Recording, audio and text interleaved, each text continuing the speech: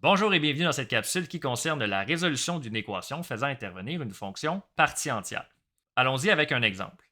Un centre de plein air offre à ses usagers la possibilité de louer des embarcations pour pratiquer des activités nautiques. Le coût de la location est déterminé à l'aide de la règle f de x égale moins 2, partie entière de 1 demi fois x moins 1 plus 6, dans laquelle x représente la durée de la location en heures et f de x le tarif horaire en dollars.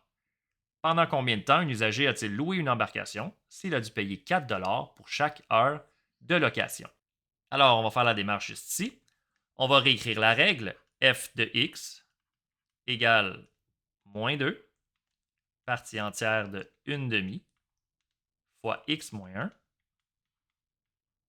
plus 6. Et là, ici, on mentionne que le client a dû payer 4 $ pour chaque heure de location. On va donc remplacer f de x par 4. 4 égale moins 2 et on copie tout simplement le reste de la fonction.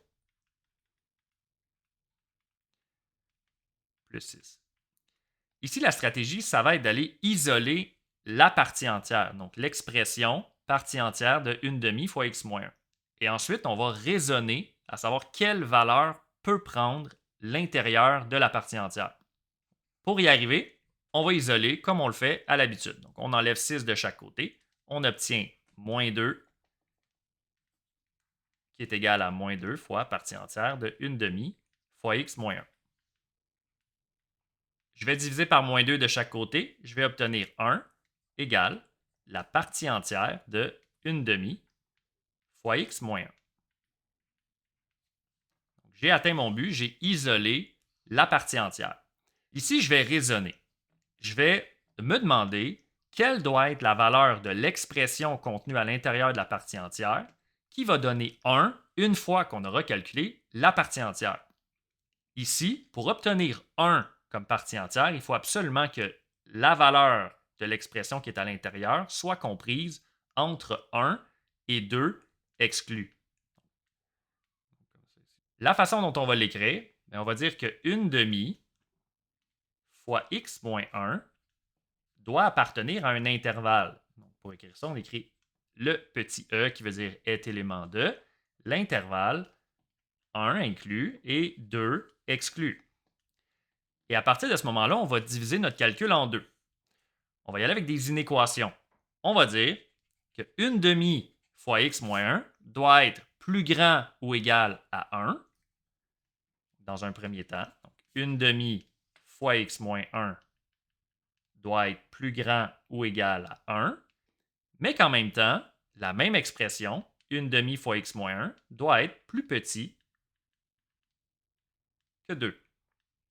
On a donc deux inéquations à résoudre, et une fois qu'on va avoir résolu les deux inéquations, on va se retrouver avec un intervalle de valeurs possibles pour x. Et comme on va trouver deux valeurs pour x, on va appeler la première valeur x1 et la deuxième valeur x2 tout simplement. Donc on va résoudre pour x1 dans un premier temps. En divisant par une demi de chaque côté, on obtient que x1 moins 1 est plus grand ou égal à 2. Et en ajoutant 1 de chaque côté, on obtient que x1, la première valeur de x, doit être supérieur ou égal à 3. Maintenant, on va faire la même chose avec la deuxième inéquation. On va diviser par une demi de chaque côté. On va obtenir que x2 moins 1 doit être plus petit que 4. Et en ajoutant 1 de chaque côté, on peut déterminer que x2 va être plus petit que 5.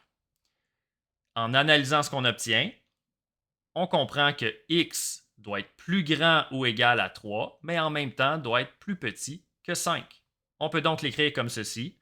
X appartient à, ou est élément de, l'intervalle 3, 5, exclu pour la valeur 5, heures. Et ce sera notre réponse. L'usager doit louer l'embarcation pour un temps compris entre 3 inclus et 5 heures exclus. Voilà, c'est ce qui termine la capsule.